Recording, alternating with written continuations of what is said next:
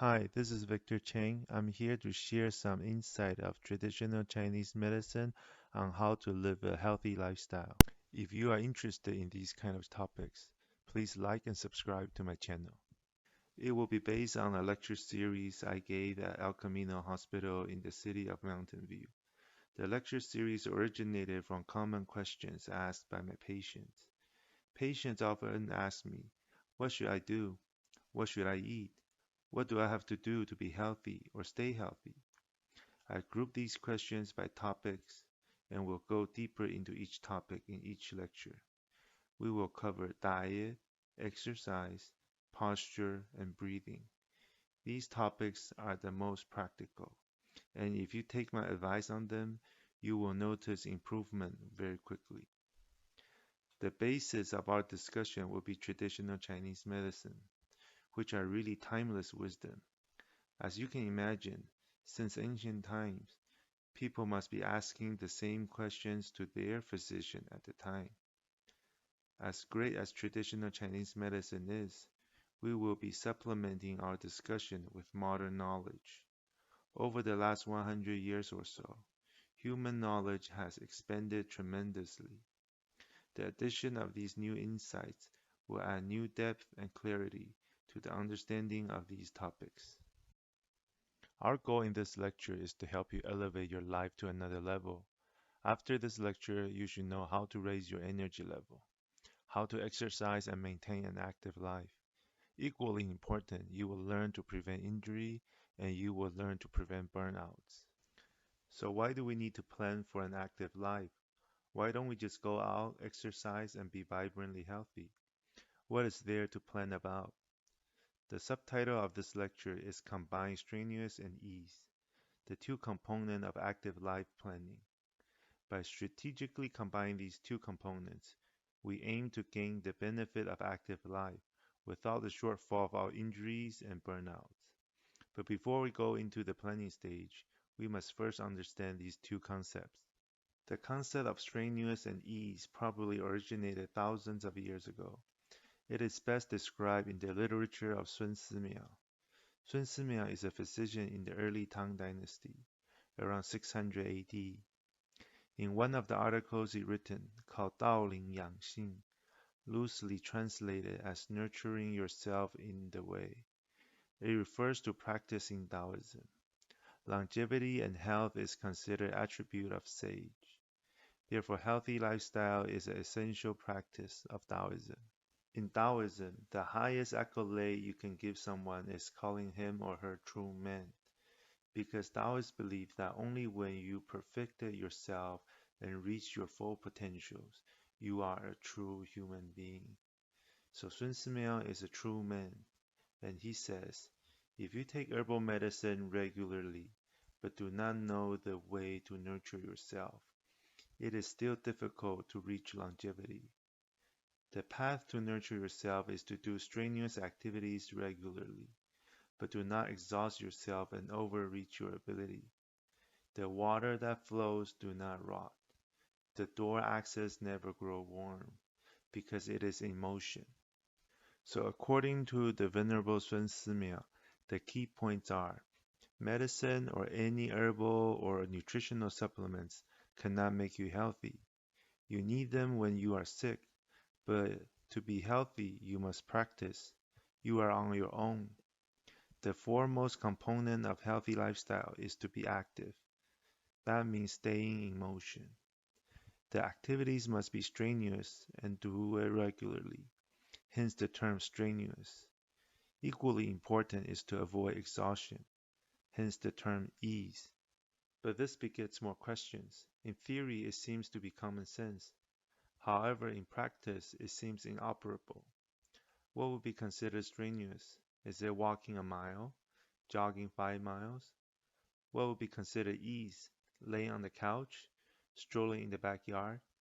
Why is staying in motion so critical?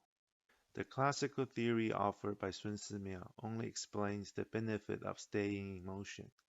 Like he said, the water that flows do not rot, and the door axis never grows warm. We can easily observe this in nature. Things that are alive tend to move around. and motionlessness tends to indicate death and decay. It exemplifies that often the flow is more important than the quantity. For example, you can have a lot of assets, but if you're short on cash, you can go bankrupt even though you have plenty of wealth. Having the right resource at the right place and right time is much better than having excessive resource at the wrong place or the wrong time. Imagine someone with a heart attack. He has blood in his body, but just not in certain part of his heart muscle. The classical theory helps explain that we need to be active and keep in motion, but it does not tell us how to plan an active life. How do we engage in strenuous activity regularly, but avoid exhaustion if we don't even know how to define it? Therefore, I supplemented the traditional understanding with modern theories. According to modern biology, we are not just flow of energy, but organisms, that is, organized. Inanimate objects such as a piece of rock will eventually disintegrate in natural environment, but organism can respond and interact, survive and reproduce. As organism, we will respond and take action to change. In its most simple form, it boils down to stimulus and response. Stimulus-response reaction is the fundamental mechanism behind the phenomenon of being alive. Our body constantly interacts with surroundings. Changes in environment are stimulus and the body responds accordingly. Whenever a stimulus is strong enough to threaten our survival, it creates a stress in our body. Instinctively, the body will try to survive by adapting to the new situation. It will eventually recover from the stress. To prepare itself for potential future threats, the body may even overcompensate. That is, the body becomes stronger and build up a reserve for possible future threats. When we do strenuous physical activities, the body takes them as threatening stimuli. In response to the stress, the body attempts to become stronger. So if strenuous activities will stimulate the body to become stronger, then why do we need to plan? Why do we need to avoid exhaustion? The answer is that compensation is not guaranteed. Our body can become stronger by taking on some stress. However, our body can also become weaker if we are overwhelmed by the stress. When stress accumulates beyond the body's capability to recover, the body is injured instead of becoming stronger. Have you seen photos of people released from forced labor camps? Do they look healthy? Despite forced intense physical activity, they do not become healthier. Instead, the physical activity wears them out. So the outcome of becoming stronger is not guaranteed. There are many possibilities. Fitness level increase is a result of taking on strenuous activity and strategic planning. Without proper planning, you will never become stronger and healthier. In most cases, the physical fitness remains stable. Worse, in many cases, you may end up weaker and less healthy. So the most important thing is to recover. The ability to recover will determine your plan and your outcome. Your ability to recover depends on several factors: age, sex, sleep, nutrition, mental state, etc., etc. That's why active life will make you healthy, and healthy habits will support your activities. High recoverability means more frequent training, more intense training, and consequently faster improvement. Here I'm using iron palm, a traditional Chinese martial art, as an example. Most likely you have seen martial artists breaking wooden board or brick with their bare hands. If you attempt to do it without training, you are most likely to break your hands. But if you train yourself by gradually hitting harder and harder objects, your hand will adapt to the activity.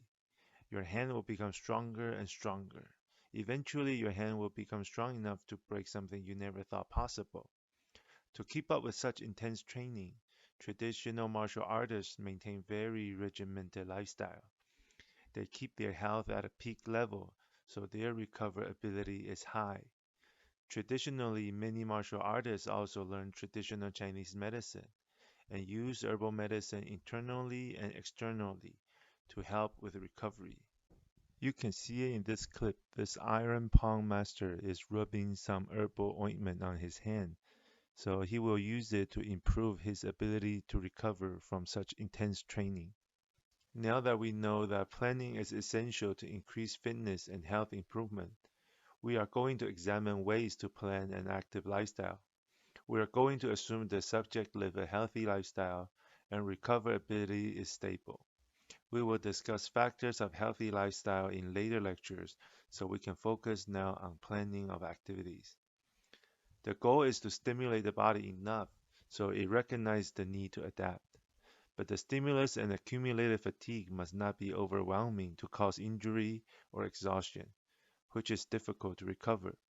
To accomplish the balancing act, we must carefully, constantly adjust the intensity of the stimulus, the frequency of the stimulus, and the variation of the stimulus. For example, you may run 1 mile a day or 5 mile a day. That is an adjustment of intensity. You may squat 10 reps 1 day a week or 5 days a week. That is an adjustment of frequency. You may lift weights on one week and swim another week. That is an adjustment of variation. By making these dynamic adjustments, you allow recovery to happen when you need it and prevent fatigue from building up. For example, suppose you are running 3 miles a day. Soon afterwards, your body is adapted to this level of training and improvement stalled. You may adjust intensity to do 5 miles one day as strenuous and 2 miles the following day as ease. That way you are stimulated to continue improvement, but do not accumulate fatigue excessively. You may be a weightlifter that train upper body and lower body on alternate days, but you reserve one day for jogging. That way your body is stimulated by the change of activity, but does not feel as tired due to the low intensity. By adjusting these factors, your body cycles through strenuous and ease. Your body is stimulated to remain strong. Your body is regularly in motion, but never exhausted. In my experience of interacting with patients, most people are doing the opposite of what we have discussed. First of all, mass majority of people are underactive. Most people are going to see significant health improvement just doing any mild exercise frequently, even if it's just some stretching. Another misconception is confusing busyness as activity. Some people will say, I work and have 3 kids. Every day I'm busy doing all kind of chores. Surely I must be active. Based on our discussion, you should know by now that if it is your normal daily activity, it is not stimulating. Therefore, these activities do not trigger your body to continue to improve. For the minority of people who are committed to physical activities, most do not plan. They either do the same routine day in and day out, or they do it at whim, doing whatever they feel like. Very commonly, people have what I call 5-minute syndrome. They get very excited for the first few days, then they lost motivation to continue. Some people may continue but do not understand they need to be consistent and dynamic. They do not know the need to add variation, so the body is stimulated without being overwhelmed by intensity. They don't know that resting or low intensity day are just as important. For example, someone made a New Year resolution to jog. First week, the person jogged 1 mile every day and feels very good about themselves. They feel like they have more energy and can do more. The second week, they decided to do 2 miles every day. Because the person simply increased intensity without planning, fatigue built up very quickly. Suddenly, they start feeling worse than before. Soon, the person becomes confused and discouraged. They wonder if they are on the right path or they have the right genes. Therefore, if you suffer from low energy and would like to begin transforming yourself, I encourage you to start small, but be consistent. Don't attempt to ramp up your activity too fast. Make sure that your body has adapted to the current intensity before you increase it. That way, fatigue will not build up too fast to overwhelm you. Keep in mind that consistency is much more important in the long run. You want to stay focused on your goal, but also be flexible to dynamically adjust according to real life situation. So now this lecture covered the topic of active lifestyle. We know that to be healthy, we must be active. To elevate our overall health, we must stimulate our body consistently with proper planning. We learn to combine strenuous and ease in our planning. Doing so will stimulate our body to remain strong and healthy without falling into injuries and exhaustion. In the future lectures, we will go over remaining of Sun Simiao's Nurturing Yourself in the Way. One lecture will be dedicated to the discussion of breathing. Everyone breathes, but many do it incorrectly. Proper breathing will help you attain more energy and better mood. It is the gateway to your mind and body. We may also cover meditations. Done correctly, meditation is a spiritual practice that has tremendous health benefits. It is a very big topic, so it may become its own lecture series. The topic of voice therapy is highly related to breathing. Basically, they use the same organ and muscle, so we will cover them jointly.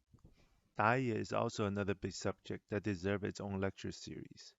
We live in a very different time than Sun Simiao. Our problem, our spectrum of diseases are very different than Tang Dynasty China. In my opinion, diet is one of the biggest problems in modern day America. I believe if Sun Simiao is alive today, he would spend the majority of his energy on the discussion of food and nutrition. Thank you for listening to this lecture. I hope you have learned something useful. I look forward to share more wisdom of traditional Chinese medicine with you in the future. Please like and subscribe to my channel to see more. Bye.